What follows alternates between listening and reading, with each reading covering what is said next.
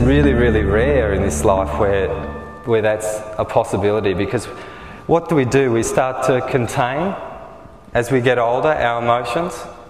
They're not okay anymore. What do kids do?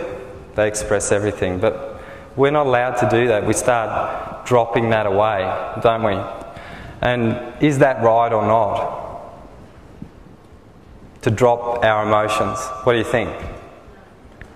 Well, no, it's not, but this is what we do, you know. The number of times when someone sits in my chair outside and I say, "How you going?" They say, "Great." They walk in that door, close it.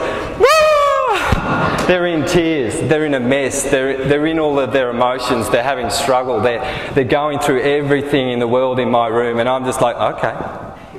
This is really, really interesting, because they're really stoic and they're really centred and they're really calm. And then once they've got a sacred space and a really safe place to actually express, everything starts to come out. And this is what kids do, right?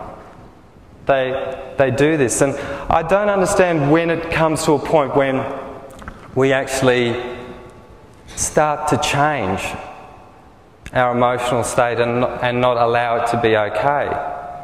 But I've worked on lots and lots of kids and lots of adults.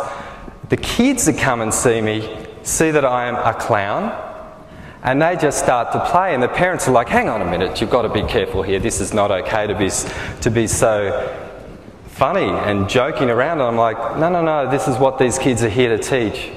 They're here to teach play and having fun. But what do? We get really serious. We're on this, maybe a spiritual journey, and we forget everything about what we're here to do, which is to play and experience this life in a different way.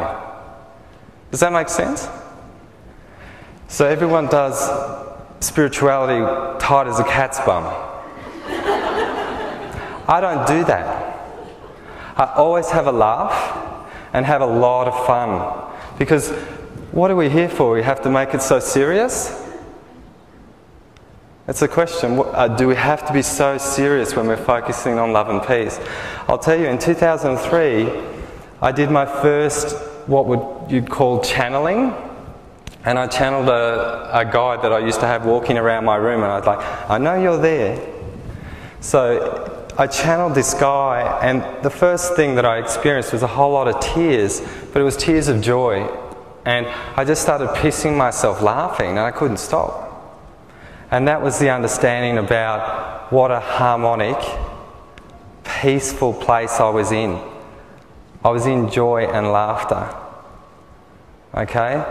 It's a really interesting one, because what do we get out in the world? We don't get a lot of that, do we? We get a lot of... We attract a lot of trauma, a lot of pain, and a lot of experiences that can be really, really hard. Most people have done that in their life. I know I have. You know, I did some really interesting things when I started doing this work, because I took it